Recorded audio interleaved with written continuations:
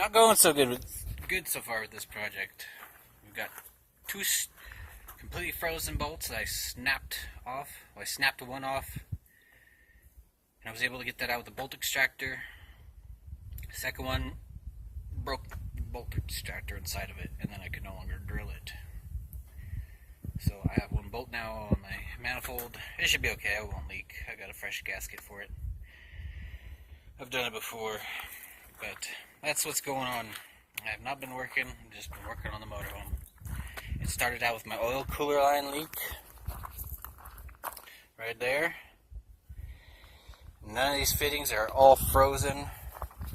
Even the bolts holding on the condenser coil / oil cooler, they're combined for some weird reason. Those were frozen too, so I went and just started cutting it all out. Spent a whole day just trying to get these broken bolts out. I got one out, so that makes me happy. And we just got one left that just isn't coming out. Right there, you see it's just all gnarled to hell. Went through like 12 bits just to drill it that deep. It's got hardened bolt extractor stuck in it. I can't drill through it. It's kind of my fault too. I should have been a little more patient. Taking off the tire in the first place instead of trying to put my hand in through the engine, the doghouse opening, or whatever you call that, the engine access opening. Just kind of doing it at a weird angle. And first I stripped the head on. This was originally a stripped head, but it got so gnarled up from using vice grips, and I used a chisel method where you whack it with a chisel and you try and make it turn that way, which almost always works. This was just not going to come out. And then one, like I think that one actually just snapped off completely in half. Here's part of the bolt extractor. So you just snap the tip off right in there. We're doing exhaust work too. Found a hole, the holes.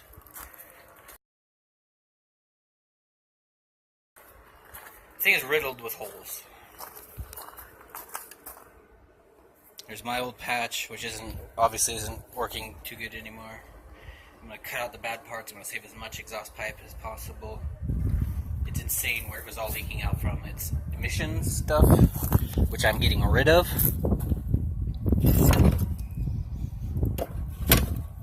It's because it's garbage and it doesn't even have a catalytic converter anymore. So here you go. You see this just a big old hole right there. It's like no wonder I could smell exhaust all up inside that RV. Hole right there, even bigger hole right there. And there's no valves in here, so that's just an opening right into my exhaust.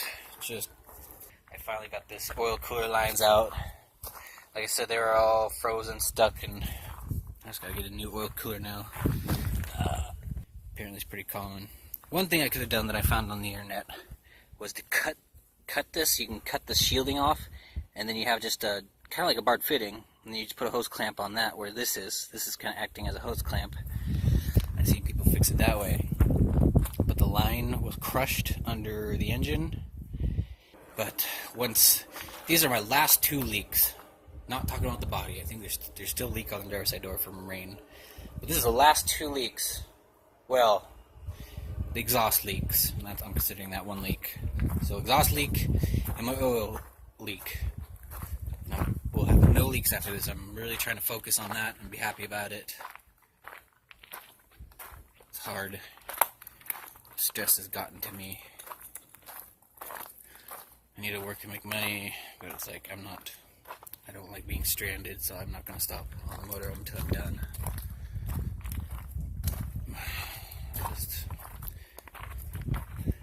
This was a crazy thing to get out. I'll take this bar out and just shimmy up, shimmy down, left to right. Had to break off the little pressure sensor there. Just snapped it off.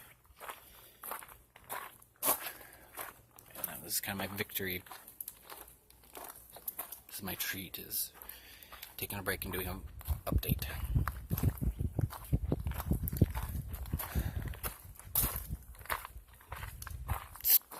trying to put that bolt out of my head. It just bugs me that I don't have all those bolts. It's not going to cause a leak.